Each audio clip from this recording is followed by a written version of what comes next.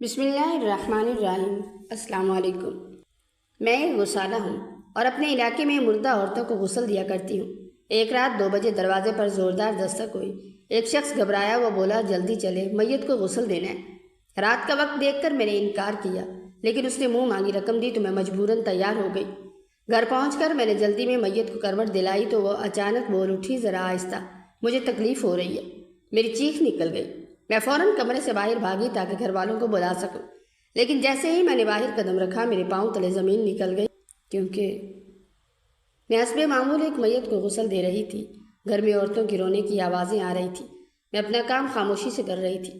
غسل مکمل ہونے والا تھا کہ ایک عورت آہستہ آہستہ میرے قریب آئی۔ وہ بار بار دروازے کی طرف دیکھ رہی تھی تاکہ کوئی سن نہ لے۔ پھر اس نے اپنی مٹھی کھولی، اس میں ایک چھوٹا سا تعویذ تھا۔ اس نے وہ میری طرف بڑھاتے ہوئے کہا، باجی ایک کام کر دیں، یہ میری نند ہے، اس کے منہ میں یہ تعویذ رکھ دیں، اللہ کے حکم سے ہمارے گھر کے سارے مسئلے ختم ہو جائیں گے۔ میں نے فوراً سر ہلا دیا۔ میں نے کہا، میں یہ کام نہیں کرتی، میت کے ساتھ ایسی بات کرنا گناہ ہے۔ عورت نے بے بسی سے میری طرف دیکھا، پھر آہستہ سے بولی، آپ کو 10,000 روپے دوں گی، کسی کو کچھ پتہ نہیں چلے گا، بس ایک لمحے کا کام ہے۔ میرے ہاتھ وہیں رک گئے۔ میری آنکھوں کے سامنے اپنے گھر کا منظر آ گیا۔ شوہر کی دوائیاں ختم ہونے والی تھیں، گھر میں آٹا بھی کم تھا۔ بڑی بیٹی 18 سال کی ہو گئی تھی۔ کئی مہینوں سے اس کے رشتے کی فکر مجھے اندر ہی اندر کھائے جا رہی تھی۔ چھوٹی بیٹی کی اسکول کی فیس بھی باقی تھی۔ میں نے دل ہی دل میں استغفار پڑھا اور پھر اس عورت کی طرف دیکھا۔ اس نے نوٹ میری ہتھیلی پر رکھ دیے۔ میں نے ایک لمحے کے لیے آنکھیں بند کی۔ دل بار بار کہہ رہا تھا انکار کر دو، لیکن مجبوری میرے ضمیر سے زیادہ طاقتور لگ رہی تھی۔ جب کمرے میں موجود عورتیں دوبارہ رونے لگی تو میں نے جلدی سے وہ تعویذ میت کے منہ میں رکھ دیا۔ میرا ہاتھ بری طرح کانپ رہا تھا۔ ایسا لگا جیسے میرے اپنے دل پر کوئی بوجھ رکھ دیا گیا۔ میں نے فوراً غسل مکمل کیا، کفن درست کیا اور نظریں جھکائے باہر نکل آئی۔ گھر پہنچی تو فجر ہونے میں ابھی وقت تھا۔ دروازہ کھولا تو بڑی بیٹی جاگ رہی تھی۔ اس نے میرے ہاتھ سے بیگ لیا اور کہا، امی آپ تھک گئی ہوں گی۔ میں نے صرف ہاں میں سر ہلا دیا۔ شوہر کمرے کے ایک کونے میں بیٹھا دیوار سے باتیں کر رہا تھا، کبھی ہنسنے لگتا، کبھی خاموش ہو جاتا۔ میں نے اسے دوا دی تو اس نے دوا لینے سے انکار کر دیا۔ بڑی مشکل سے اسے دوا کھلائی۔ پھر میں ایک کمرے میں گئی، بیگ کھولا، 10,000 روپے نکالے اور کافی دیر تک انہیں دیکھتی رہی۔ دل خوش بھی تھا کہ چند دن کے خرچے نکل جائیں گے، لیکن اندر کہیں عجیب سی چبھن بھی تھی۔ میں نے وہ پیسے صندوق میں رکھ دیے اور وضو کر کے نماز پڑھنے کھڑی ہو گئی۔ ہر سجدے میں ایک ہی خیال آتا رہا کہ میں نے غلط کیا ہے۔ نماز ختم ہوئی تو میں نے دونوں ہاتھ اٹھائے، مگر دعا مانگتے ہوئے میری آوازیں نہیں نکل رہی تھی۔ صبح ہوئی تو بڑی بیٹی کچن میں ناشتہ بنا رہی تھی، چھوٹی بیٹی اپنے ابو کے کپڑے بدلوا رہی تھی۔ شوہر اچانک غصے میں آیا اور پانی کا گلاس دیوار پر دے مارا۔ دونوں بچیاں گھبرا گئی۔ میں نے اسے بامشکل سنبھالا۔ جب وہ دوبارہ خاموش ہوا تو میں نے اس کے سر پر ہاتھ پھیرا۔ میری بڑی بیٹی آہستہ سے بولی، امی اگر ابو ایسے نہ ہوتے تو شاید میری شادی کی فکر بھی اتنی نہ ہوتی۔ میں نے اس کی بات سنی مگر جواب نہ دے سکی۔ ناشتہ کرنے کے بعد بڑی بیٹی گلی میں اپنی سہیلی سے ملنے باہر نکلی۔ میں بھی دروازے کے قریب کھڑی تھی، اتنے میں ایک عورت آئی۔ اس نے اپنی بیٹی کا ہاتھ پکڑا اور اسے میری بیٹی سے دور کرتے ہوئے کہا، زیادہ میل جول نہ رکھا کرو، ان لوگوں کی باتیں اچھی نہیں ہوتی، وہ مردوں کو غسل دیتی ہیں، ایسے گھروں سے دور رہنا چاہیے۔ میری بیٹی خاموش کھڑی رہی، اس نے ایک لفظ بھی نہیں کہا۔ وہ آہستہ آہستہ واپس اندر آ گئی، اس کی آنکھوں میں آنسو تھے۔ وہ سیدھی کچن میں گئی اور برتن دھونے لگی۔ میں بھی اس کے پیچھے چلی گئی۔ اس نے میری طرف دیکھے بغیر کہا، امی کیا لوگ ہمیشہ ہمیں اسی نظر سے دیکھیں گے؟ کیا میری شادی بھی اسی وجہ سے نہیں ہو رہی؟ میں نے خود کو مضبوط ظاہر کرتے ہوئے کہا، اللہ بہتر کرے گا۔ لیکن جیسے ہی وہ دوسری طرف مڑی میری آنکھوں سے آنسو نکل آئے۔ میں جانتی تھی لوگ یہی کہتے ہیں کہ غسالہ کے گھر رشتہ نہیں کرنا چاہیے۔ کوئی کہتا ہے کہ یہ منحوس کام ہے، کوئی کہتا ہے ان کے گھر کا ماحول اچھا نہیں ہوگا۔ ہر بار میری بیٹی خاموشی سے سب برداشت کر لیتی تھی۔ کچھ دن گزر گئے، زندگی پھر اسی طرح چلنے لگی۔ شوہر کی بیماری کبھی بڑھ جاتی، کبھی کچھ بہتر ہو جاتی۔ میں جب بھی صندوق کھولتی اور وہ 10,000 روپے نظر آتے تو دل بے چین ہو جاتا۔ کئی بار سوچا کسی غریب کو دے دوں، لیکن پھر گھر کے خرچے سامنے آ جاتے۔ میں خود کو یہی کہتی کہ میں نے کسی کا نقصان تو نہیں کیا، مگر اگلے ہی لمحے دل کہتا، گناہ تو گناہ ہے، چاہے کوئی دیکھے یا نہ دیکھے۔ ایک شام میں کچن میں روٹیاں بنا رہی تھی کہ اچانک ایسا لگا جیسے کسی نے میرے پیچھے آہستہ سے میرا نام لیا۔ میں فوراً مڑی مگر وہاں کوئی نہیں تھا۔ دونوں بیٹیاں دوسرے کمرے میں تھیں، شوہر اپنے بستر پر لیٹا ہوا تھا۔ میں نے دل کو سمجھایا شاید وہم ہے، پھر کام میں لگ گئی۔ لیکن اس دن کے بعد عجیب بات یہ ہوئی کہ جب بھی میں اکیلی ہوتی مجھے بار بار محسوس ہوتا جیسے کوئی مجھے خاموشی سے دیکھ رہا۔ کبھی دروازے کی طرف نظر جاتی، کبھی خالی صحن کی طرف۔ ہر بار کچھ نہیں ہوتا تھا، میں استغفار پڑھتی اور اپنے دل کو سمجھاتی کہ یہ سب میرے اپنے ذہن کا بوجھ ہے۔ اسی رات میں دیر تک جاگتی رہی۔ شوہر سو چکا تھا، دونوں بیٹیاں بھی اپنے کمرے میں تھیں۔ میں صندوق کے پاس بیٹھی، وہ 10,000 روپے ہاتھ میں لیے کافی دیر خاموش رہی، پھر انہیں واپس رکھ دیا۔ میں نے دل میں کہا، یا اللہ، اگر میں غلط ہوں تو مجھے سیدھا راستہ دکھا دے۔ میں اپنے بچوں کے لیے کماتی ہوں، لیکن مجھے حرام کا 1 روپیہ بھی نصیب نہ ہو۔ دعا مانگ کر میں بستر پر لیٹ گئی، مگر کافی دیر تک نیند نہ آئی۔ دل کے اندر صرف ایک ہی بات گونجتی رہی کہ انسان لوگوں سے چھپ سکتا ہے مگر اپنے ضمیر سے کبھی نہیں چھپ سکتا۔ 2 ہفتے گزر گئے۔ میں نے خود کو کام میں اتنا مصروف رکھا کہ دل میں اٹھنے والے سوال دب جائیں۔ صبح گھر کا کام کرتی، شوہر کو دوا دیتی، دونوں بیٹیوں کے ساتھ بیٹھ کر کھانا کھاتی، پھر جس گھر سے بلاوا آتا وہاں چلی جاتی۔ لیکن جب بھی نماز کے لیے کھڑی ہوتی تو وہ تعویذ والا واقعہ یاد آ جاتا۔ میں اپنے آپ سے کہتی، شاید اللہ مجھے معاف کر دے، مگر آئندہ کبھی ایسا غلطی نہیں کروں گی۔ ایک دوپہر دروازے پر دستک ہوئی۔ باہر تقریباً 30-35 سال کا ایک آدمی کھڑا تھا۔ اس کی آنکھیں رو رو کر سوجی ہوئی تھی۔ وہ سلام کر کے بولا، باجی، میری والدہ کا انتقال ہو گیا ہے، محلے والوں نے آپ کا نام بتایا ہے، اللہ کے لیے چلے۔ میں نے اسے اندر بٹھایا اور غسل کی اجرت بتائی۔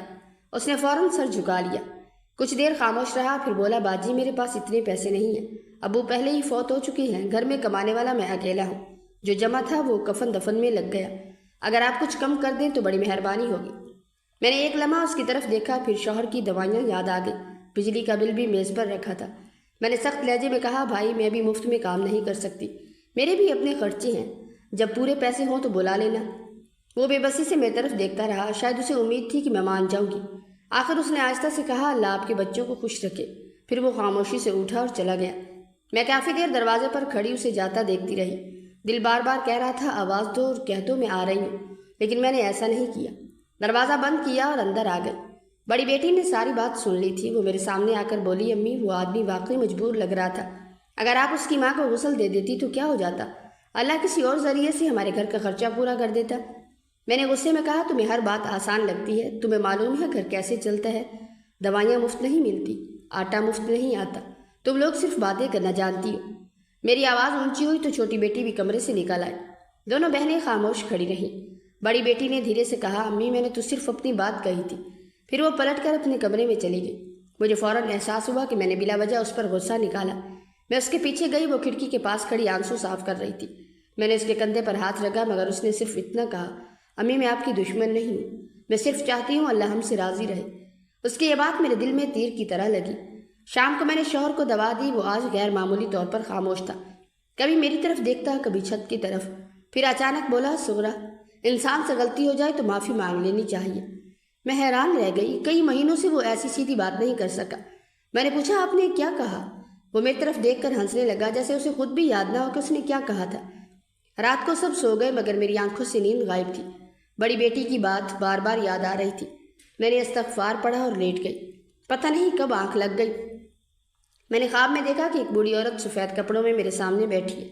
اس کے چہرے پر عجیب سا سکون تھا، وہ نہ غصے میں تھی نہ ناراض۔ اس نے مجھے صرف اتنا کہا، بیٹی، رزق کم ہو تو برداشت کر لینا، لیکن برکت ختم نہ کرنا، مجبور کو دروازے سے کبھی خالی ہاتھ واپس نہ لوٹانا۔ میں گھبرا کر اٹھ بیٹھی، میرا پورا جسم پسینے سے بھیگا ہوا تھا۔ کمرے میں مکمل خاموشی تھی۔ میں نے وضو کیا، 2 نفل نماز پڑھی اور دل کو بار بار سمجھایا کہ یہ صرف خواب تھا، لیکن اس خواب کی بات میرے دل سے نکل نہیں رہی تھی۔ صبح فجر کے بعد میں دودھ لینے گلی کے کونے تک گئی، وہاں 2 عورتیں آپس میں باتیں کر رہی تھیں۔ ایک نے کہا، اللہ اس دوسری غسالہ کو جزا دے، رات پر جاگ کے اس نے بوڑھی عورت کو غسل دیا اور 1 روپیہ بھی نہیں لیا۔ دوسری بولی، ایسے ہی لوگوں کے کام میں برکت ہوتی ہے۔ میں یہ سن کر وہیں رک گئی۔ مجھے سمجھنے میں دیر نہ لگی کہ وہ اسی بوڑھی عورت کی بات کر رہی تھی جس کے بیٹے کو میں نے واپس بھیج دیا تھا۔ میرے قدم جیسے زمین میں گڑ گئے۔ میں خاموشی سے گھر واپس آ گئی۔ گھر پہنچ کر میں نے وہی صندوق کھولا۔ تعویذ والے 10,000 روپے ابھی بھی ویسے ہی رکھے تھے۔ میں نے انہیں ہاتھ میں لیا، پھر اس بوڑھی عورت کا خواب یاد آیا۔ اس کے بعد اس غریب بیٹے کا جھگا ہوا سر یاد آیا۔ پہلی بار مجھے لگا شاید میرے گھر کی تنگی پیسوں کی نہیں بلکہ برکت کی ہے۔ اسی وقت بڑی بیٹی کمرے میں آئی۔ اس نے مجھے خاموش بیٹھا دیکھا تو پوچھا، امی، خیریت ہے؟ میں نے اس کی طرف دیکھا اور آہستہ سے کہا، بیٹی، انسان کبھی کبھی دوسروں کے ساتھ نہیں بلکہ اپنے ہی ضمیر کے ہاتھوں ہار جاتا ہے۔ وہ میری بات پوری طرح نہ سمجھ سکی، لیکن میرے پاس آ کر بیٹھ گئی۔ اس نے میرا ہاتھ پکڑ لیا۔ کئی دن بعد مجھے پہلی بار ایسا لگا جیسے کسی نے میرے دل کا بوجھ تھوڑا سا ہلکا کر دیا، لیکن مجھے یہ نہیں معلوم تھا کہ میری اصل آزمائش ابھی شروع بھی نہیں ہوئی تھی۔ تقریباً 10 دن گزر گئے۔ میں نے دل میں پکا ارادہ کر لیا تھا کہ اب کسی بھی میت کے ساتھ ایسا کوئی کام نہیں کروں گی جو دین کے خلاف ہو۔ اگر کوئی لاکھ روپے بھی دے تو بھی انکار کر دوں گی۔ لیکن انسان ارادے تو بہت کر لیتا ہے، آزمائش جب سامنے آتی ہے تب ہی پتہ چلتا ہے کہ وہ اپنے فیصلے پر قائم رہ سکتا ہے یا نہیں۔ ایک صبح میں کپڑے دھو رہی تھی کہ دروازے پر دستک ہوئی۔ باہر ایک بڑی گاڑی کھڑی تھی، اس میں سے 2 عورتیں اتری۔ ان کے کپڑوں اور باتوں سے صاف لگ رہا تھا کہ وہ خوشحال گھرانے سے ہیں۔ انہوں نے سلام کیا اور کہا، ہماری بڑی بہن کا انتقال ہو گیا، آپ کو غسل کے لیے لے جانے آئے ہیں۔ میں نے ضروری سامان اٹھایا اور ان کے ساتھ چل پڑی۔ وہ لوگ شہر کے ایک بڑے گھر میں رہتے تھے، اندر ہر طرف خاموشی تھی، عورتیں آہستہ آہستہ قرآن پڑھ رہی تھیں۔ میں حسب معمول اپنے کام میں لگ گئی۔ غسل شروع ہی کیا تھا کہ بننے والی عورت کی چھوٹی بہن میرے قریب آ کر کھڑی ہو گئی۔ وہ دھیمی آواز میں بولی، باجی ایک بات کہوں، برا تو نہیں مانے گی؟ میں نے کہا، کہیے۔ اس نے اپنے پرس سے ایک باریک سا کالا دھاگا نکالا اور میری طرف بڑھا دیا۔ بولی، یہ میری بہن کے بازو پر باندھ دے، ایک بزرگ نے دیا تھا، کہتے تھے کہ اس سے ہماری نسل پر آنے والی مصیبت ٹل جائے گی۔ میں نے فوراً دھاگا واپس اس کی طرف کر دیا۔ میں نے کہا، بہن میں یہ کام نہیں کر سکتی۔ وہ حیران ہو کر بولی، کیوں؟ میں نے جواب دیا، کیونکہ یہ غلط ہے، میت کے ساتھ ایسی کوئی چیز رکھنا یا باندھنا درست نہیں۔ وہ کچھ لمحے خاموش رہی، پھر اس نے پرس سے نوٹ نکالے اور میری طرف بڑھا دی۔ بولی، یہ 20,000 روپے ہیں، کسی کو کچھ معلوم نہیں ہوگا۔ میرے ہاتھ ایک لمحے کے لیے ساکت ہو گئے۔ 20,000 روپے! اتنی رقم میں شوہر کی کئی مہینوں کی دوائیاں آ سکتی تھی، گھر کا راشن بھی آ جاتا، بڑی بیٹی کے لیے 2 جوڑے بھی بن سکتے تھے۔ میرے ذہن میں ایک لمحے کے لیے سب کچھ کھوم گیا۔ پھر اچانک اس غریب آدمی کا چہرہ یاد آیا جسے میں نے چند دن پہلے واپس بھیج دیا تھا۔ اس کے بعد خواب میں نظر آنے والی بوڑھی عورت کی آواز میرے کانوں میں گونجی، رزق کم ہو تو برداشت کر لینا، مگر برکت ختم نہ کرنا۔ میں نے گہرا سانس لیا اور نوٹ واپس اس کے ہاتھ میں رکھ دیے۔ میں نے کہا، مجھے معاف کر دے، میں یہ کام ہرگز نہیں کروں گی۔ وہ کچھ دیر مجھے دیکھتی رہی، شاید اسے یقین نہیں آ رہا تھا کہ میں انکار کر رہی ہوں۔ پھر اس نے دھاگا واپس پرس میں رکھا اور خاموشی سے وہاں سے چلی گئی۔ میں نے سکون سے غسل مکمل کیا اور واپس گھر آ گئی۔ گھر پہنچی تو نہ جانے کیوں دل ہلکا ہلکا لگ رہا تھا۔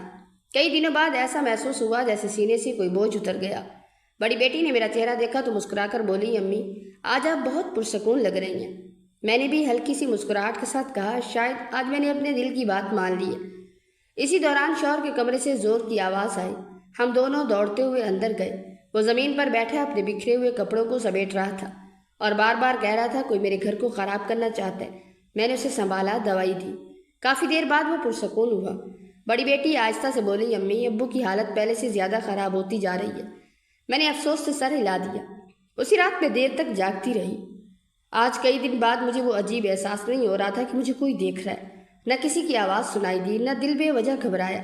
میں نے دل ہی دل میں اللہ کا شکر ادا کیا۔ صبح فجر کی نماز کے بعد میں نے قرآن کی تلاوت کی۔ کافی عرصے بعد تلاوت کرتے ہوئے دل میں عجیب سا سکون اترتا محسوس ہوا۔ میں نے خود سے وعدہ کیا کہ چاہے حالات کتنے ہی خراب کیوں نہ ہوں، اب کسی کے کہنے پر میت کے ساتھ کوئی ناجائز کام نہیں کروں گی۔ لیکن زندگی انسان کو صرف ایک بار نہیں آزماتی۔ دوپہر کے وقت محلے کی ایک عورت ہمارے گھر آئی۔ وہ میری بڑی بیٹی کو کافی دیر تک دیکھتی رہی، پھر مجھ سے بولی، میں ایک رشتے کی بات لے کر آئی ہوں۔ یہ سنتے ہی میری بیٹی کے چہرے پر برسوں بعد خوشی کی ہلکی سی جھلک آئی۔ میں نے اسے اندر بٹھایا، چائے بنائی۔ وہ کافی دیر تک باتیں کرتی رہی۔ پھر اچانک اس نے پوچھا، ایک بات بتائیں، کیا آپ واقعی میتوں کو غسل دیتی ہیں؟ میں نے خاموشی سے ہاں میں سر ہلا دیا۔ اس کا چہرہ فوراً بدل گیا۔ وہ بولی، معاف کیجیے گا، ہمارے گھر والے ایسے گھر میں رشتہ نہیں کریں گے۔ وہ اٹھی اور چلی گئی۔ دروازہ بند ہوتے ہی میری بیٹی کی آنکھوں سے آنسو بہنے لگے۔ وہ روتے ہوئے اپنے کمرے میں چلی گئی۔ میں دروازے کے ساتھ ٹیک لگا کر کھڑی رہ گئی۔ آج پہلی بار مجھے اپنے پیشے سے نفرت نہیں ہوئی تھی، لیکن یہ ضرور محسوس ہوا کہ اس پیشے کی سزا میری بیٹیوں کو مل رہی ہے۔ میں نے آسمان کی طرف دیکھا اور آہستہ سے کہا، یا اللہ، اگر یہی میرا امتحان ہے تو مجھے صبر بھی دے اور صحیح راستے پر قائم رہنے کی ہمت بھی۔ 1 مہینہ گزرتے دیر نہ لگی، میری زندگی پھر پہلے جیسی ہو گئی۔ صبح شوہر کی خدمت، دونوں بیٹیوں کے ساتھ گھر کا کام، پھر جہاں سے بلاوا آتا وہیں چلی جاتی۔ فرق صرف اتنا تھا کہ اب اگر کوئی میت کے ساتھ غلط کام کرنے کا کہتا تو میں صاف انکار کر دیتی۔ کئی لوگ ناراض بھی ہوئے، لیکن میں نے دل مضبوط کر لیا۔ اس دن عصر کے بعد ایک لڑکی میرے گھر آئی۔ اس کی آنکھیں مسلسل رو رہی تھیں۔ وہ بولی، باجی جلدی چلیں، میری خالہ کا انتقال ہو گیا ہے۔ میں اپنا سامان لے کر اس کے ساتھ چل پڑی۔ گھر پہنچ کر میں نے غسل کی تیاری شروع کی۔ میت کے ارد گرد صرف چند عورتیں بیٹھی تھیں، سب خاموشی سے رو رہی تھیں۔ میں نے حسب معمول اپنا کام شروع کیا۔ غسل ختم ہونے ہی والا تھا کہ ایک ادھیڑ عمر عورت میرے قریب آ کر بولی، باجی ایک بات کرنی ہے۔ میں نے اس کی طرف دیکھا۔ وہ مجھے کمرے کے ایک کونے میں لے گئی اور آہستہ سے بولی، میری بہن کی زندگی میں اپنے شوہر سے نہیں بنی۔ ایک پیر صاحب نے یہ کاغذ دیا تھا، آپ اسے کفن کے اندر رکھ دیں، کہتے ہیں کہ اس سے ہماری اولاد کی قسمت کھل جائے گی۔ میں نے اس کے ہاتھ میں رکھا ہوا کاغذ دیکھا، پھر خاموشی سے واپس اس کی ہتھیلی پر رکھ دیا۔ میں نے کہا بہن مجھے معاف کرے، میں یہ کام نہیں کر سکتی۔ وہ بولی پہلے تو وہ کرتی تھی۔ میں چونک گئی۔ میں نے فوراً پوچھا تمہیں کس نے کہا؟ وہ بولی لوگوں سے سنا تھا کہ اگر اچھے پیسے دو تو آپ منع نہیں کرتی۔ اس کی یہ بات سن کر میرا چہرہ جھک گیا۔ مجھے ایسا لگا جیسے کسی نے میرے پرانے گناہ میرے سامنے رکھ دیے ہوں۔ میں نے آہستہ سے کہا لوگ جو بھی کہتے ہوں، لیکن اب میں ایسا کوئی کام نہیں کرتی۔ کچھ دیر مجھے دیکھتی رہی، پھر خاموشی سے واپس چلی گئی۔ میں نے غسل مکمل کیا، دعا پڑھی اور گھر واپس آ گئی۔ راستے بھر ایک ہی بات میرے ذہن میں گھومتی رہی، انسان ایک غلطی کرتا ہے لیکن اس کی بدنامی بہت دیر تک اس کا پیچھا کرتی ہے۔ گھر پہنچی تو چھوٹی بیٹی کتاب لے کر بیٹھی تھی۔ وہ خوشی سے بولی امی آج اسکول میں میرا نتیجہ آیا۔ میں نے مسکرا کر پوچھا پھر کیا ہوا؟ اس نے خوشی سے کاغذ میرے ہاتھ میں دے دیا۔ وہ اپنی جماعت میں دوسرے نمبر پر آئی تھی۔ میں نے اسے سینے سے لگا لیا۔ کافی دنوں بعد ہمارے گھر میں خوشی کا ایک لمحہ آیا تھا۔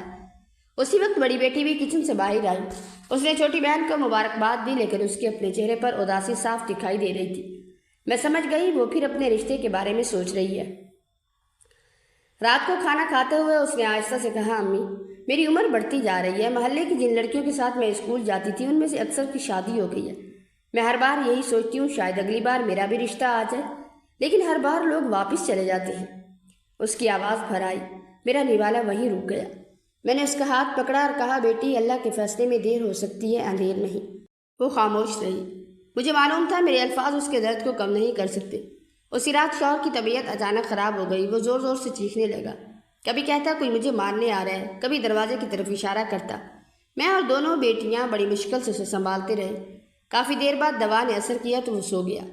میں تھک کر صحن میں آ کر بیٹھ گئی۔ آسمان کی طرف دیکھتے ہوئے دل میں خیال آیا، ایک طرف شوہر کی بیماری، دوسری طرف بیٹیوں کا مستقبل، اوپر سے لوگوں کی باتیں۔ کبھی کبھی مجھے لگتا جیسے آزمائشوں کا سلسلہ ختم ہی نہیں ہوگا۔ اگلی صبح میں محلے کی دکان سے راشن لینے گئی۔ دکاندار نے حساب کی کاپی میرے سامنے رکھ دی۔ کافی رقم ادھار لکھی ہوئی تھی۔ وہ بولا باجی کوشش کرے اس مہینے کچھ پیسے دے دے۔ مجھے شرمندگی ہوئی۔ میں نے وعدہ کیا کہ اگلے 2-3 کام ملتے ہی کچھ رقم ضرور دے دوں گی۔ گھر واپس آئی تو بڑی بیٹی خاموش بیٹھی تھی۔ میں نے پوچھا کیا ہوا؟ وہ بولی ابھی خالہ آئی تھی، انہوں نے کہا تھا اگر امی یہ غسل دینے والا کام چھوڑ دیں تو شاید لوگ رشتہ کرنے لگے۔ میں کچھ لمحے خاموش رہی، پھر آہستہ سے کہا بیٹی اگر میں یہ کام چھوڑ دوں تو ہمارے گھر کا خرچہ کون چلائے گا؟ وہ میری مجبوری سمجھتی تھی، اس لیے اس نے دوبارہ کوئی بات نہ کی۔ شام ڈھلنے لگی۔ میں نے مغرب کی نماز پڑھی اور کافی دیر دعا کرتی رہی۔ میں نے اللہ سے صرف ایک ہی دعا مانگی، یا اللہ میرے ہاتھوں سے کبھی ایسا کام نہ کروانا جس پر مجھے ساری عمر شرمندہ ہونا پڑے۔ مجھے یہ معلوم نہیں تھا کہ میری یہ دعا بہت جلد آزمائش بن کر میرے سامنے آنے والی ہے، اور وہ آزمائش میری پوری زندگی بدل دے گی۔ 2 مہینے گزر گئے۔ میں نے دل پر پتھر رکھ کر زندگی کو جیسے تھا ویسے ہی قبول کر لیا۔ صبح فجر سے پہلے اٹھتی، نماز پڑھتی، شوہر کو دوا دیتی، دونوں بیٹیوں کے ساتھ گھر کا کام نمٹاتی اور پھر جس گھر سے بلاوا آتا وہاں چلی جاتی۔ اب میں پہلے والی سغرا نہیں رہی تھی۔ اگر کوئی میت کے ساتھ تعویذ رکھنے یا کوئی اور ناجائز کام کرنے کا کہتا تو میں صاف انکار کر دیتی۔ کچھ لوگ ناراض ہو جاتے، کچھ کہتے پہلے تو کر دیتی تھی، لیکن میں خاموش رہتی۔ مجھے لگتا تھا اللہ نے ایک بار مجھے موقع دیا ہے، اب دوبارہ وہی غلطی نہیں کروں گی۔ میری زندگی میں کوئی بڑی خوشی نہیں آئی، لیکن میں نے شکایت کرنا چھوڑ دی تھی۔ جو کچھ تھا اسی میں گزارا کر رہی تھی۔ شوہر کی حالت کبھی 2 دن ٹھیک رہتی تو پھر اچانک بگڑ جاتی۔ دونوں بیٹیاں ہر وقت میرا سہارا بنی رہتی۔ بڑی بیٹی گھر کے زیادہ تر کام سنبھال لیتی اور چھوٹی پڑھائی کے ساتھ ساتھ اپنے ابو کا بھی خیال رکھتی۔ میں انہیں دیکھتی تو دل ہی دل میں دعا کرتی کہ اللہ ان دونوں کی قسمت میرے جیسی نہ لکھے۔ ان دنوں مجھے غسل کے لیے پہلے سے زیادہ بلایا جانے لگا، شاید اس لیے کہ لوگوں کو معلوم ہو گیا تھا کہ میں اپنا کام ایمانداری سے کرتی ہوں۔ ایک دن عصر کے بعد ایک عورت مجھے لینے آئی۔ اس کی ساس کا انتقال ہوا تھا۔ میں اس کے ساتھ چلی گئی۔ غسل کا سارا سامان تیار تھا۔ میں نے حسب معمول کام شروع کیا۔ ابھی غسل مکمل بھی نہیں ہوا تھا کہ مرنے والی عورت کو بڑی بہو میرے قریب آئی۔ مرنے والی عورت کی بڑی بہو میرے قریب آئی۔ اس نے آہستہ سے کہا باجی ایک بات پوچھنی ہے۔ میں نے اس کی طرف دیکھا تو وہ بولی اگر کسی میت کے ساتھ کوئی چیز رکھتی جائے تو کیا کسی کو پتہ چلتا ہے؟ میں نے فوراً کہا اگر لوگوں کو نہ بھی چلے تو اللہ کو ضرور پتہ چلتا ہے۔ وہ چند لمحے خاموش رہی، پھر بولی میری نند کہہ رہی تھی کہ اماں کے کفن میں ایک چیز رکھ دے تاکہ جائیداد کا مسئلہ ہمارے حق میں ہو جائے۔ میں نے اسے منع کیا لیکن وہ میری بات نہیں مان رہی تھی۔ میں نے اس کی آنکھوں میں دیکھ کر کہا بہن آج اسے بھی روک لو اور خود بھی کسی ایسی بات کا سوچنا مت۔ مرنے والے کے ساتھ اپنی دنیا کے مسئلے نہیں جوڑے جاتے۔ وہ میری بات سن کر خاموش ہو گئی۔ غسل مکمل ہونے کے بعد اس نے میرا شکریہ ادا کیا اور کہا اللہ آپ کو جزا دے، اگر آج آپ یہ بات نہ کرتی تو شاید ہم بہت بڑی غلطی کر بیٹھتے۔ میں وہاں سے نکلی تو کئی دنوں بعد مجھے اپنے کام پر فخر محسوس ہوا۔ پہلی بار لگا شاید اللہ نے مجھے اسی کام کے لیے چنا تھا کہ میں میت کی عزت کی حفاظت کروں، نہ کہ اس کے ساتھ خیانت۔ گھر واپس آئی تو دروازے پر ایک عورت بیٹھی میرا انتظار کر رہی تھی، مجھے دیکھتے ہی کھڑی ہو گئی۔ اس نے بتایا کہ وہ اپنے بھانجے کے رشتے کے لیے ہمارے گھر آئی تھی، لیکن محلے کی ایک عورت نے اسے میرے بارے میں سب کچھ بتا دیا۔ وہ بولی میں تو خود ان باتوں پر یقین نہیں کرتی، لیکن گھر والے ماننے کو تیار نہیں ہیں۔ یہ کہہ کر وہ افسوس کے ساتھ چلی گئی۔ میں کچھ دیر دروازے پر کھڑی رہی، اندر آئی تو بڑی بیٹی نے صرف میری شکل دیکھی اور سب سمجھ گئی۔ اس نے کہا اس نے کچھ نہیں پوچھا، خاموشی سے میرے لیے پانی لائی۔ میں نے پانی پیا اور اس کے سر پر ہاتھ پھیر دیا۔ اس نے زبردستی مسکرانے کی کوشش کی، مگر اس کی آنکھوں کی نمی چھپ نہ سکی۔ رات کو کھانا کھاتے ہوئے چھوٹی بیٹی بولی امی اگر میں بڑی ہو کر نوکری کروں تو آپ یہ کام چھوڑ دیں گی؟ میں مسکرا دی۔ میں نے کہا اگر اللہ نے تمہیں اس قابل بنا دیا تو میں اسی دن چھوڑ دوں گی۔ بڑی بیٹی نے فوراً کہا نہیں امی، آپ یہ کام اس لیے نہ چھوڑنا کہ لوگ کیا کہتے ہیں، آپ چھوڑنا تو صرف اس دن جب اللہ آپ کے لیے بہتر راستہ کھول دے۔ میں نے حیرت سے اس کی طرف دیکھا۔ چند مہینے پہلے یہی میری بیٹی میرے پیشے کی وجہ سے رویا کرتی تھی، آج اس کی باتوں میں پہلے سے زیادہ سمجھداری تھی۔ میں نے دونوں بیٹیوں کو اپنے ساتھ لگا لیا۔ میں نے دل ہی دل میں کہا یا اللہ مجھے ان دونوں کے سامنے کبھی شرمندہ نہ کرنا۔ اسی دوران شوہر کے کمرے سے آواز آئی، ہم تینوں دوڑ کر اندر گئے۔ وہ بستر پر بیٹھا ہوا تھا اور بار بار دروازے کی طرف دیکھ رہا تھا۔ وہ آہستہ سے بولا سغرا دروازہ بند کرو۔ میں نے پوچھا کیوں؟ وہ بولا مجھے لگتا ہے کوئی ہمیں دیکھ رہا ہے۔ میں نے دروازہ بند کر دیا اور اسے دوا دے دی۔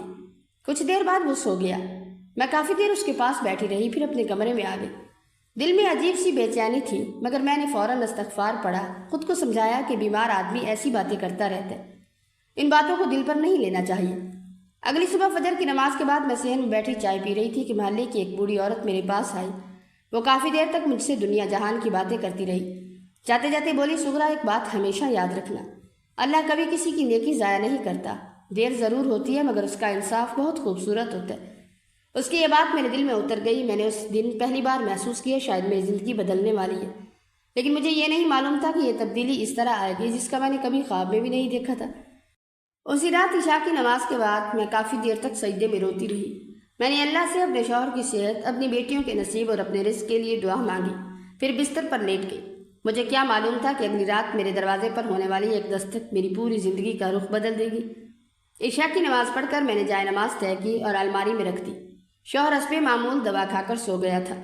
بیماری نے اسے اس حال تک پہنچا دیا تھا کہ اب وہ زیادہ تر وقت یا تو خاموش رہتا یا پھر اپنی ہی دنیا میں کھویا رہتا۔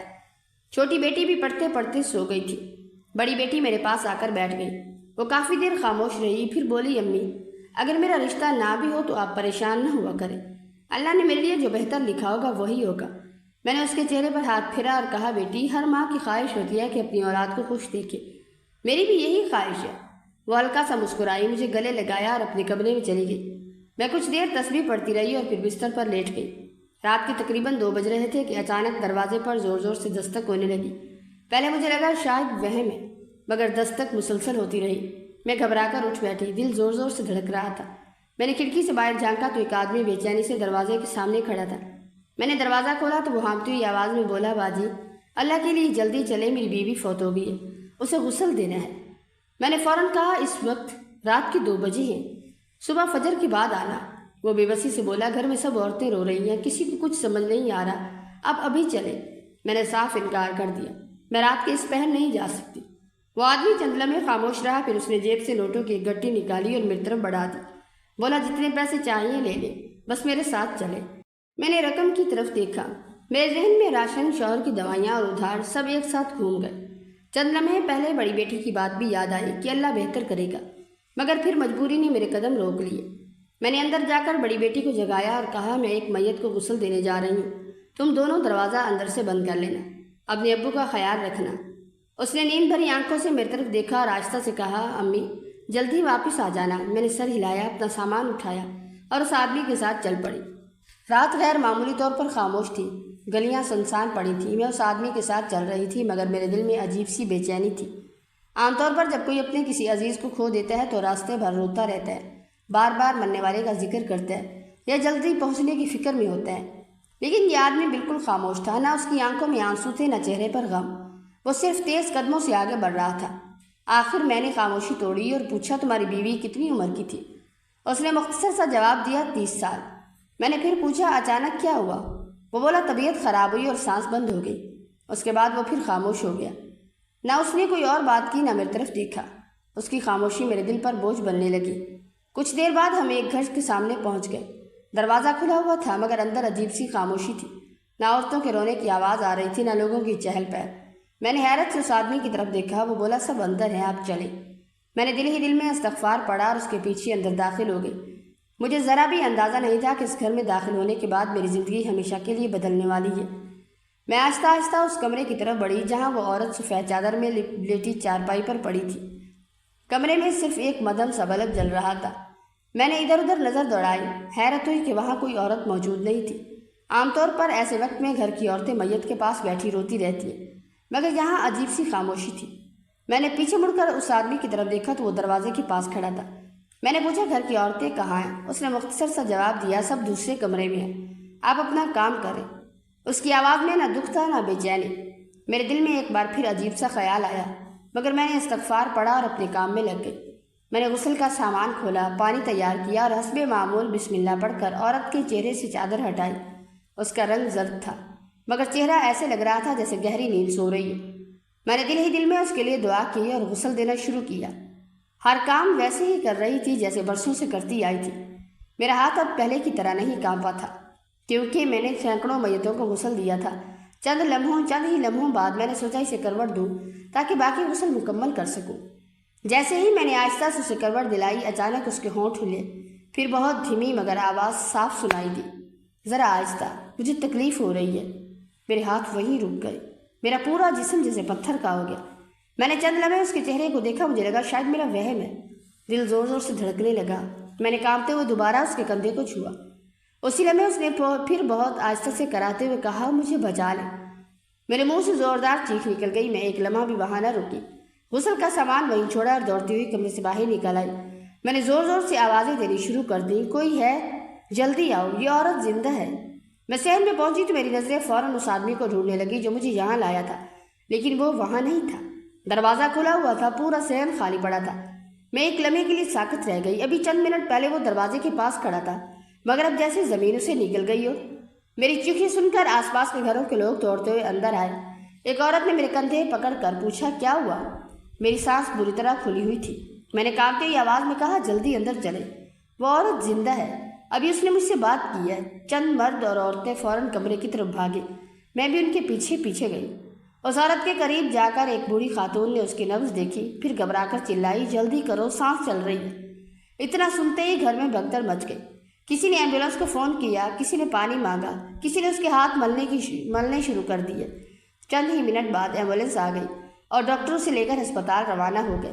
میں وہیں صحن میں بیٹھی رہی، میرے ہاتھ ابھی کانپ رہے تھے۔ میرے ذہن میں بار بار ایک ہی سوال آ رہا تھا، اگر میں نے اس کی آواز کو وہم سمجھ کر نظر انداز کر دیا ہوتا تو آج ایک زندہ عورت دفن ہو جاتی۔ اسی لمحے مجھے اپنی زندگی کی ہر وہ غلطی یاد آنے لگی جو میں نے صرف چند پیسوں کی خاطر کی تھی۔ میں نے آسمان کی طرف دیکھا، میری آنکھوں سے آنسو بہنے لگے۔ میں دل ہی دل میں صرف ایک دعا مانگ رہی تھی کہ یا اللہ، تیرا لاکھ لاکھ شکر ہے کہ آج مجھ سے ایک جان بچانے کا کام لے لیا۔ اسی وقت دور سے پولیس کی گاڑی کی آواز سنائی دی اور مجھے اندازہ ہو گیا کہ اس رات کی حقیقت ابھی پوری طرح سامنے آنا باقی ہے۔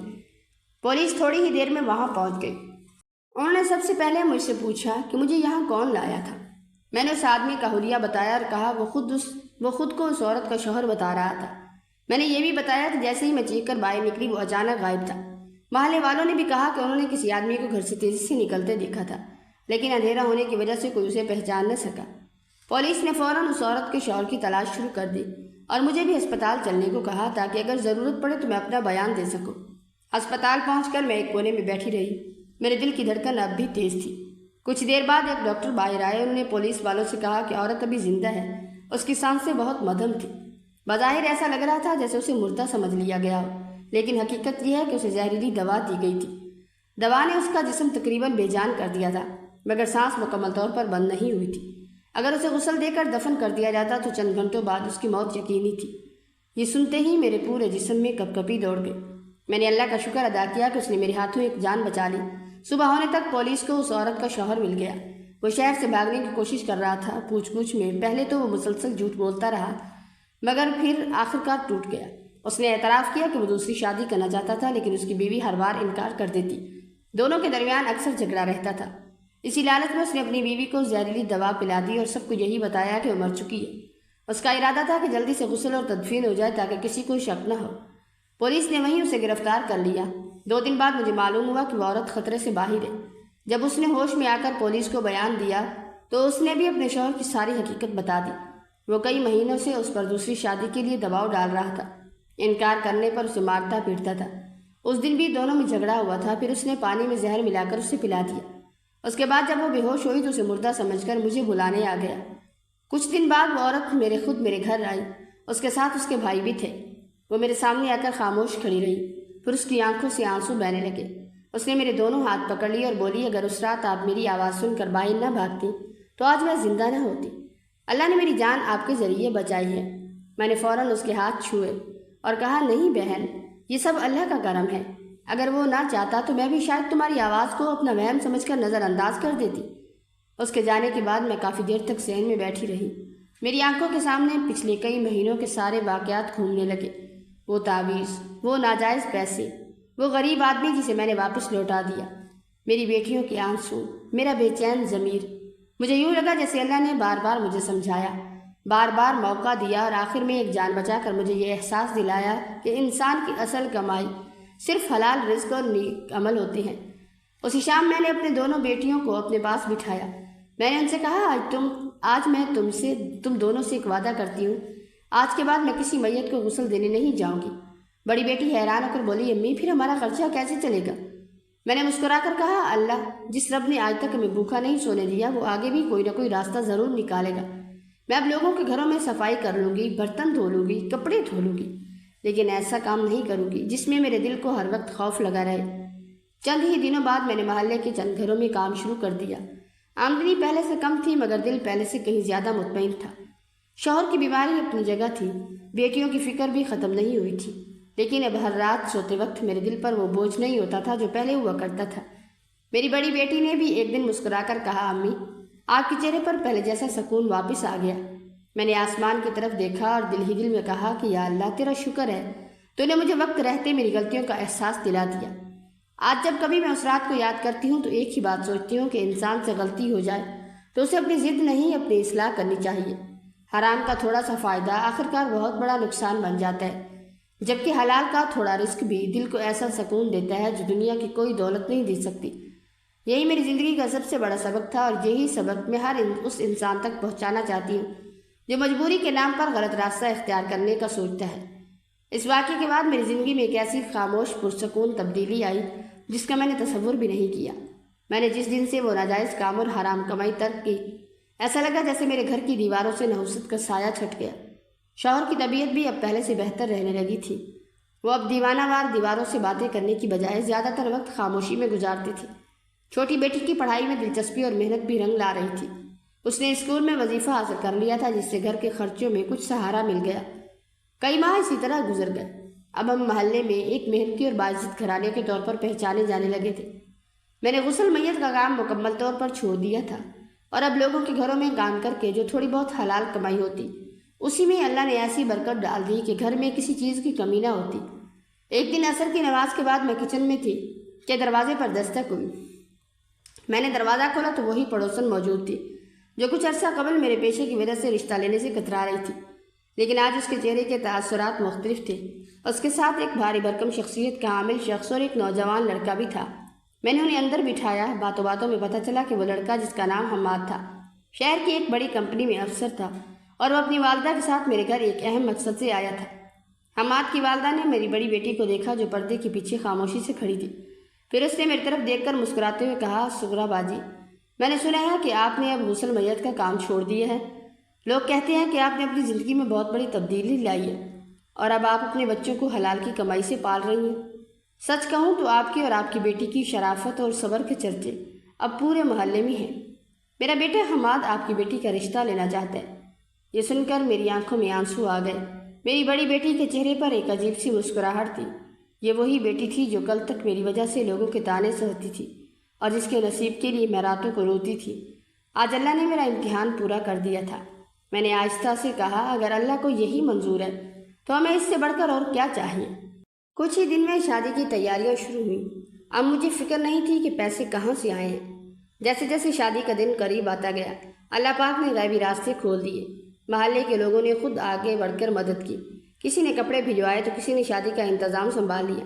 شادی والے دن جب میری بیٹی دلہن کے جوڑے میں بیٹھی تھی تو وہ اتنی پیاری لگ رہی تھی جیسے اس پر اللہ کا خاص فضل ہو۔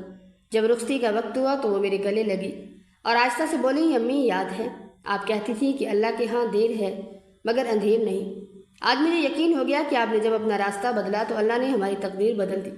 میں نے اسے رخصت کرتے وقت اسے صرف اتنا کہا، بیٹی ہمیشہ یاد رکھنا کہ زندگی میں آزمائش صرف اس لیے آتی ہے کہ اللہ آپ کی نیت کو دیکھ سکے۔